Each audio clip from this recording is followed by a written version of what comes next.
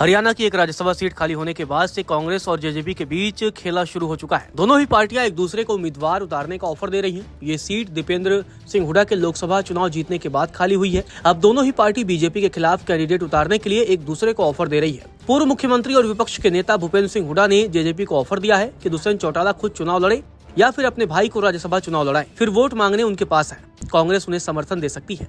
वहीं हुड्डा के इस ऑफर पर हरियाणा के पूर्व डिप्टी सीएम दुष्यंत चौटाला ने उन्हें ही ऑफर दे डाला। उन्होंने कहा कि नेता प्रतिपक्ष भूपेंद्र सिंह हुड्डा ने खुद के बेटे दीपेंद्र को लोकसभा का चुनाव जितवाने के लिए राज्यसभा की सीट भाजपा को गिफ्ट दे दी थी। राज्यसभा चुनाव में भाजपा और कांग्रेस की साठगांठ जग जाहिर हो गई है। दुष्यंत चौटाला ने कहा कि विपक्ष का सबसे बड़ा दल कांग्रेस आज राज्यसभा चुनाव का मैदान छोड़कर भाग रहा है, जो कि भूपेंद्र हुड्डा द्वारा रोहतक लोकसभा के बदले भाजपा को राज्यसभा की सीट देने की डील को उजागर करता है।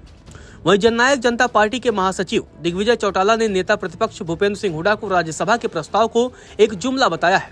दिग्विजय चौटाला ने कहा कि दीपेंद्र हुड्डा द्वारा खाली की गई राज्यसभा सीट पर भूपेंद्र सिंह हुड्डा को अपनी पत्नी आशा हुड्डा या फिर अपनी पुत्रवधू को चुनाव में उतारना चाहिए। दिग्विजय ने कहा कि राज्यसभा की इस सीट पर तो भूपेंद्र हुड्डा अपने परिवार का हक समझते हैं और इसीलिए उन्होंने कुमारी शैलजा की सीट छीनकर दीपेंद्र को दिलवाई थी। उन्होंने खुद को उम्मीदवार बनाए जाने की पेशकश पर भूपेंद्र हुड्डा का धन्यवाद जताया, लेकिन कहा कि हुड्डा साहब को राजनीतिक चालबाजी करने की बजाय विपक्ष के नेता होने के नाते राज्यसभा चुनाव से पीठ दिखाकर भागना नहीं चाहिए।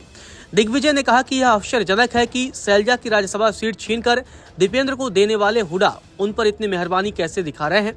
उन्होंने कहा कि भूपेंद्र हुड्डा की सोच परिवारवाद से आगे की नहीं है। नमस्कार, मैं हूं मानक गुप्ता।